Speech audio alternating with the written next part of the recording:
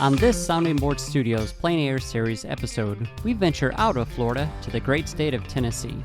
Greeneville, Tennessee to be exact. Greeneville is home to the first ever president to be impeached, the 17th President of the United States, Andrew Johnson. In Greeneville, you can learn all about Andrew Johnson at his National Historic Site. Going down the main road, you see many locations related to his upbringing and his life.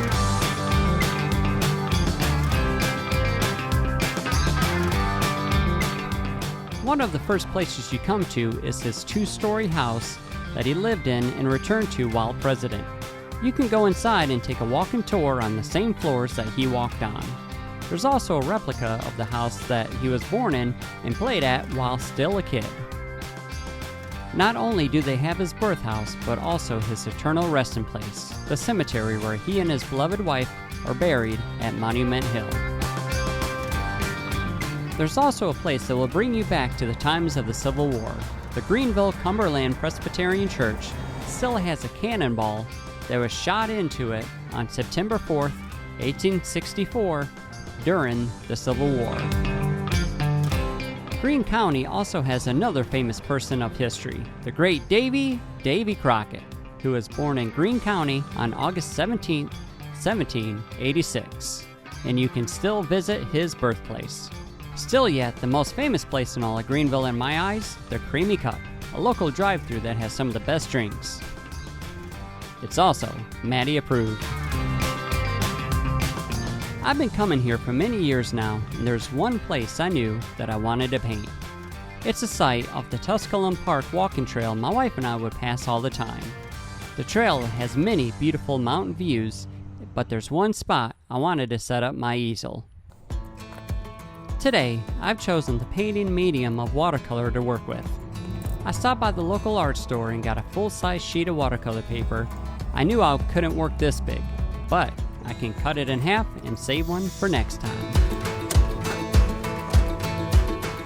Since this is a 300-pound cold-press sheet, I knew I didn't need much to secure it to the painting surface. I have my large drawing board with gator clips that will hold it in, no tape needed. There's only one downside to the spot I wanted to paint. It's about a quarter-mile hike to get there. And I haven't learned yet to pack light, but you can't beat the views on the trip.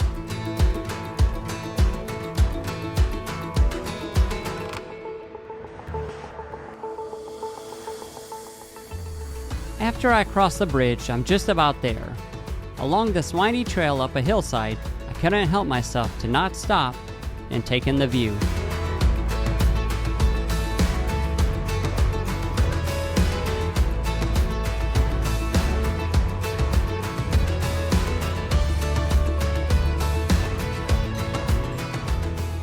After dreaming I was on top of those mountains in the distance, I had to keep going if I wanted to get to painting.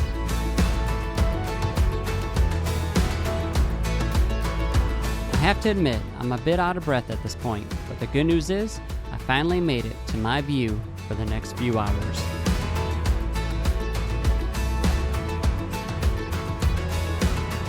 As I started to set up, the most gruesome sound shrieked near me, the sound of a lawn mowing tractor starting up.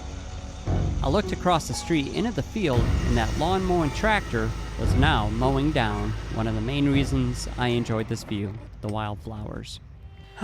So go figures. I come out here and I set everything up, and I look across the way and hear a tractor sound, and the person that owns the property is coming to cut the grass and some of the wildflowers down that I was hoping to paint. So luckily I took some pictures before, so I could always go back in and add it in. Oh well. I chose this view because of the rolling hills of the landscape, great fore, middle, and background objects, the evergreen trees, and for the main character of the story, the old weather barn. And of course, the wildflowers that were there. Alright, so the good news is I got the easel set up how I want it now. I'm using a little different setup this time. I decided to get this big drawing board that I can just put on as a flat surface. And I'm actually thinking of being able to connect this directly to the tripod rather than having to bring out the box that I use for most of my paintings, just to make it a little bit more lighter and easier to travel with. I was also able to make it a little bit lower so that I can see over and see what I'm painting and also have it in an angle so that using watercolor, all the paint's not flowing all the way down. So it's a new setup. Hopefully we'll see how it goes. The best thing is we have a beautiful view out here to paint.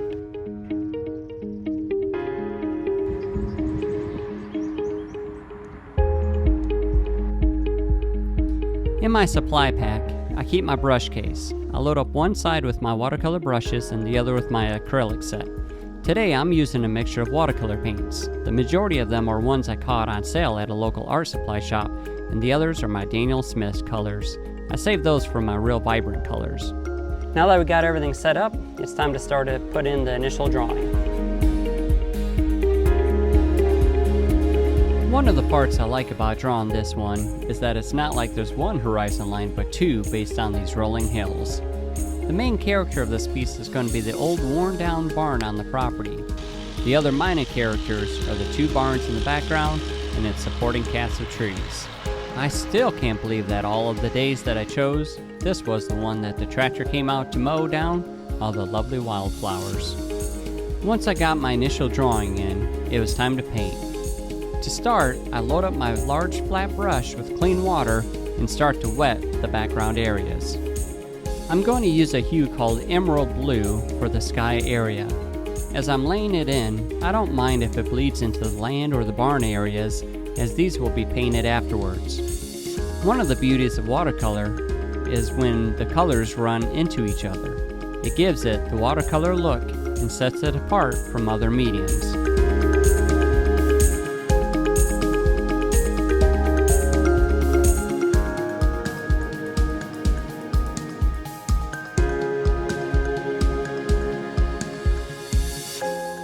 I use a spray bottle to keep the areas moist and to allow the blue to run down.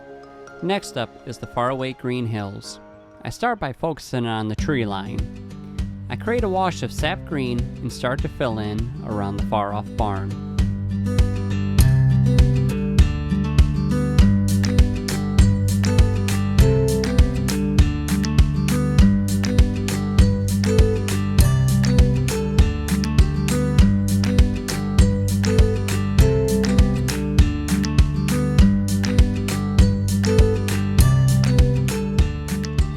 I want to create a sense of depth within this piece, and one of the ways I do this is by pushing the tree line behind another far off hill.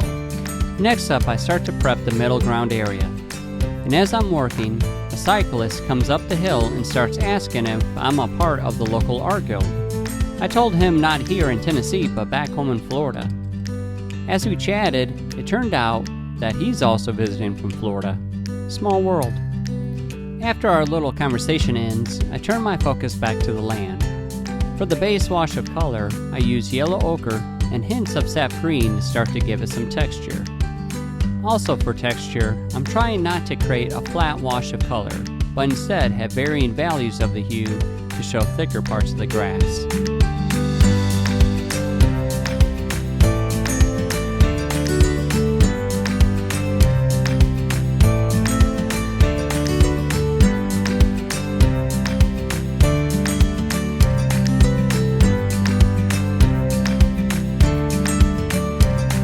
My main character is waiting to be painted. For the time being, I keep using the moist paper, sap green, and yellow ochre to fill in the land around the barn. If a little color gets in, I won't complain.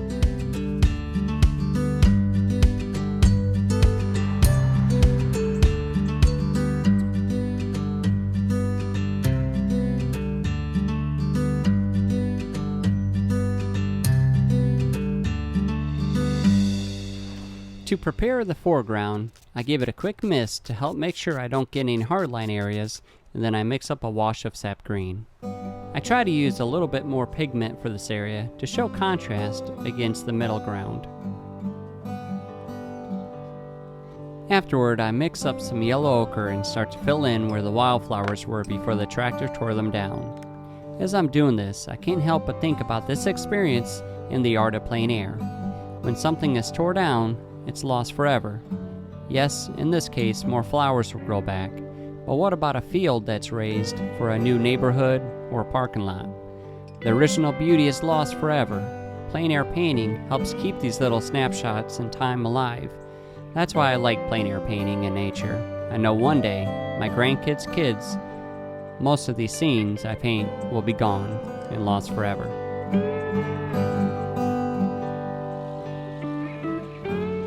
At the same time, a family with 3 kids walked by, and the curious kids ask what I'm painting. The field across the street? I tell him, and when he takes a look, I'm hoping that it inspires him to want to go home and do some painting.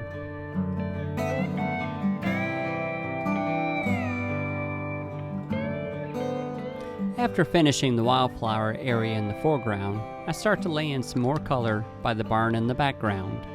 It has a little garden too, as most houses up here have. That's the thing that's always drawn me to the mountain cities. They're more laid back, less hustle and bustle, and the people tend to care for themselves rather than having someone else do it. To each their own, but this is the life I'd prefer, not having to rely on someone else, but instead be able to do it myself. It creates a sense of accomplishment, the same sense of accomplishment an artist has when they complete their artwork.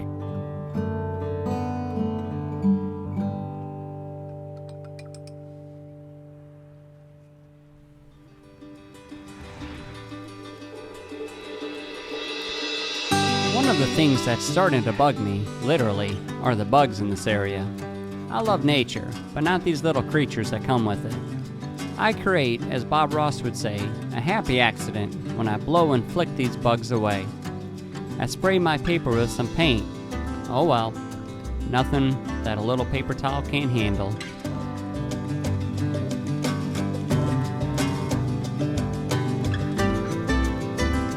To work on these tin roofs of the barns, I lay a light wash of my blue.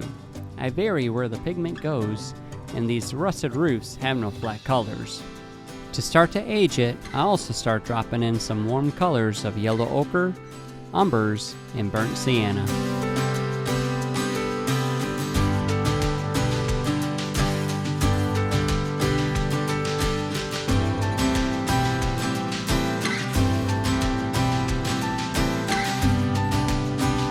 So at this point I laid in the initial washes, but I am going to take a little break because these bugs are terrible today.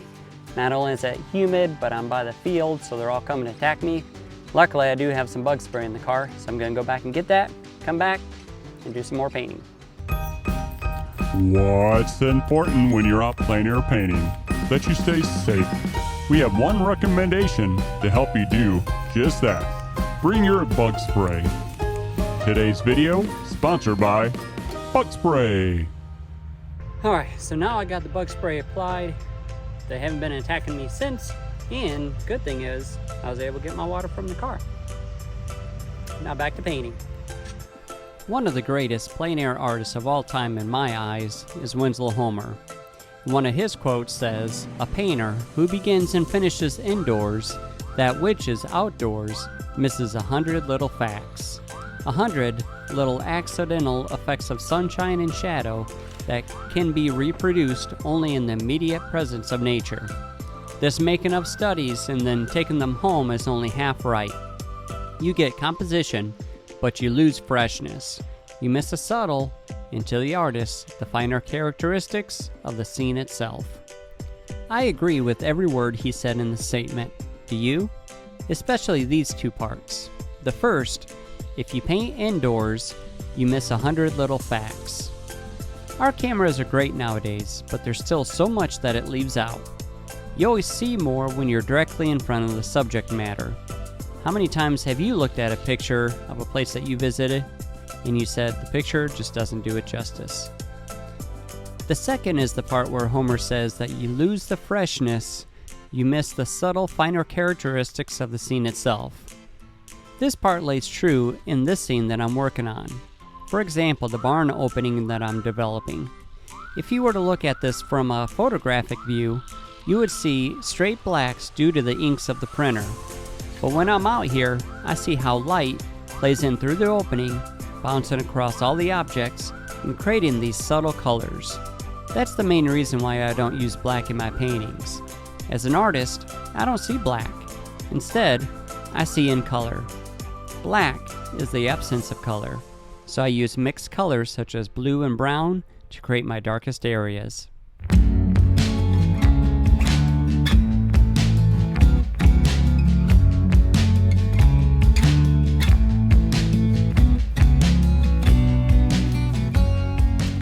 To give this barn a weathered and aged look, I'm not trying to do any flat washes of color. Instead, I'm varying my strokes and not painting in all the lines of the wood. Just varied areas to show where the planks may be separated. I'm also trying to have a mixture of colors. Colors from the wood, the metal holding it together, dark areas of the cracks in the wood, and where light could be affecting all of these things.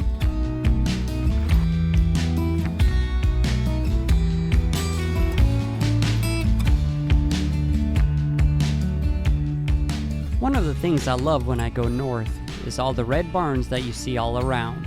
I don't see many of these in the south. I start to further develop the red barn in the background. I use the same technique of not having flat washes of color, but instead continue to drop in other colors while the paper's still wet and they move around. I continue to further develop the tree line in the distance. There's a great contrast now between the barn and the trees, since they're complementary colors of red and green. Since it's far in the distance, I'm staying away from adding in detail.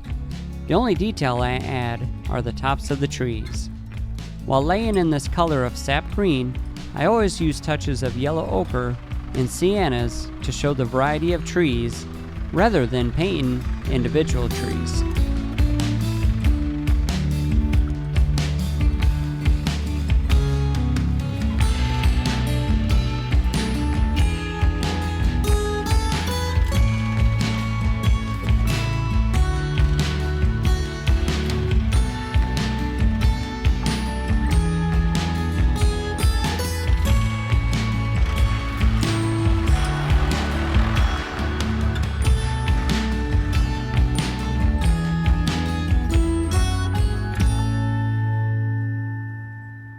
Another quote by Winslow Homer is, "I prefer every time a picture composed and painted outdoors. The thing is done without you knowing it." In this area of Greeneville I'm staying, and this applies to all the neighboring counties too, it's hard to pick a beautiful spot. The reason is every turn you make, it's there. God's fingerprint as an artist is true in these parts. I, as an artist, don't have to compose the composition for the scenes that I paint here. That work has already been done.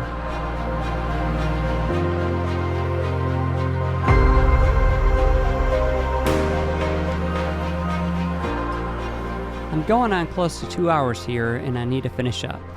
There's more work that will get done later in the studio. To finish up, I'll lay in the tree line in the foreground. Well, I think that's going to be a day for today. I've been out here for about 2 hours. I probably would have got a lot more done if it wasn't for the bugs and of course the hike out here, but I'm happy with it. I was able to get in the initial drawing, get the initial washes in, get some of the values in there to start showing depth. I did have a foreground, middle ground, and background, which is what I really wanted to. And I was able to focus on the main barn in front of me, which is kind of what I wanted to be the main character for this.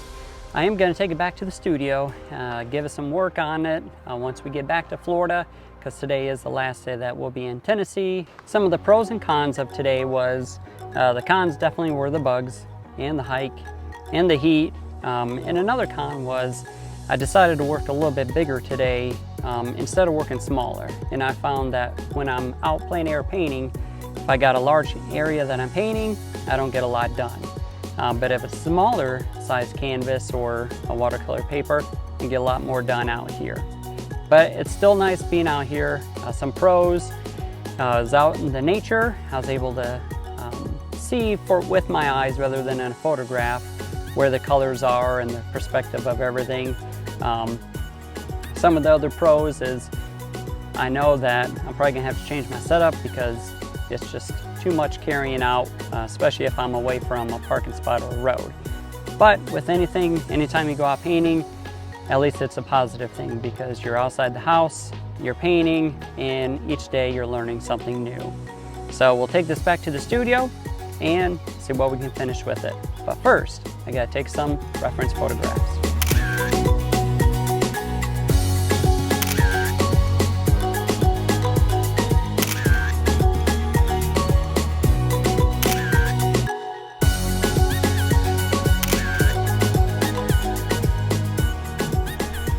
Even though Homer advised against the use of photographs, it's kind of a necessity if I want to continue working on this in the studio. My memory is good, but not that good. As I head back, I do try to use my eye camera and take in all this beauty around me. I hope that part never changes.